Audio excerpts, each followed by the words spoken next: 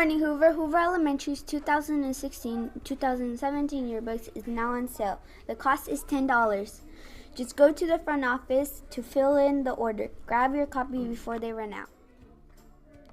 We will be having our last school-wide map test in a few days.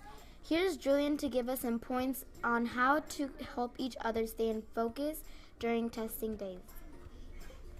Good morning, Hoover Brains. This is Julian to give you some tips on helping each other stay focused during these final days of testing. Student voice level should be at level 0 in the hallways and are expected to move in orderly manners to form classes. As students take their map test, we should be respectful by keeping our classrooms quiet. This is Julian, and good luck on your test. Thank you for those tips, Julian. And now for our Gigi update. Our overall score is 63% with 413 students participating. Here's Rachel for a more detailed report. Good morning, Gigi believers. My name is Rachel to give you some Gigi updates. So far, our school-wide score is 63%. Mrs. Wen's first grade class leads with 81%. However, Mrs. Gonzalez's class is gaining around with 76%, followed by 72 Mrs. Reyes' class. So far, we have been a total of 90 students completed this year's ST Math program. 40 students are at 80% or above. The class with the most points at the end of the year will have an ice cream party. So get your brains on, play some Gigi games here at school, at home, or at the library. Bye for now. Thank you for that update. Just a reminder, the computer lab opens every day at 7:30 in the morning. So get down there and play some Gigi. Our guest interview of the week is Miss Stuart.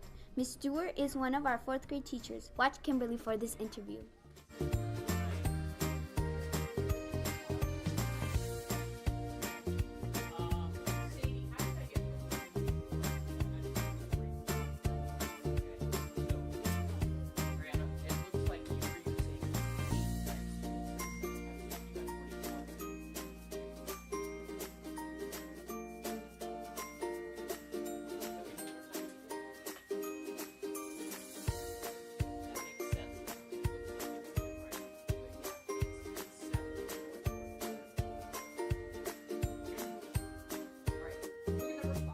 Good morning, Miss Stewart. Thank you for taking your time to be here.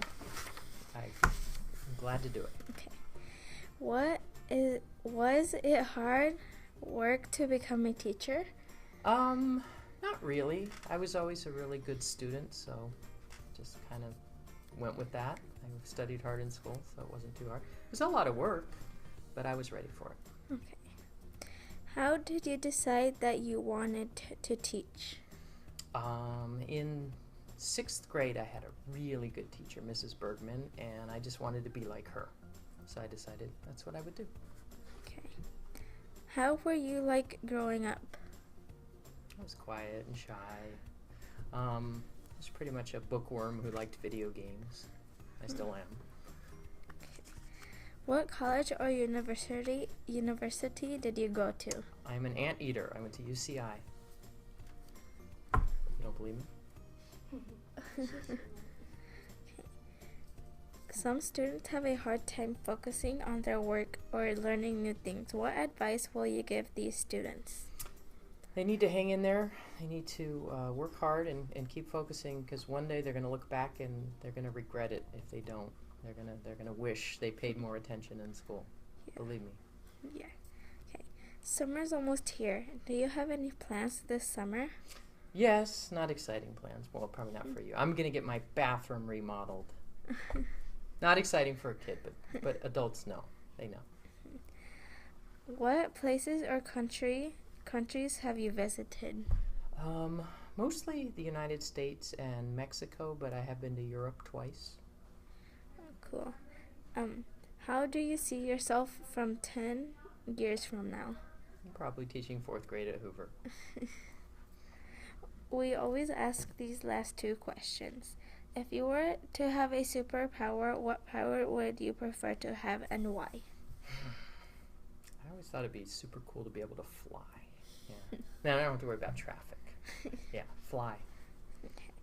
If you were president, what is one thing you have to make sure happens? Why? If I were president, I want to make sure that everyone in this country felt included, and they were healthy and happy, and they had the same chance to get an education, and that the American dream applied to everybody and not just a few people. Okay.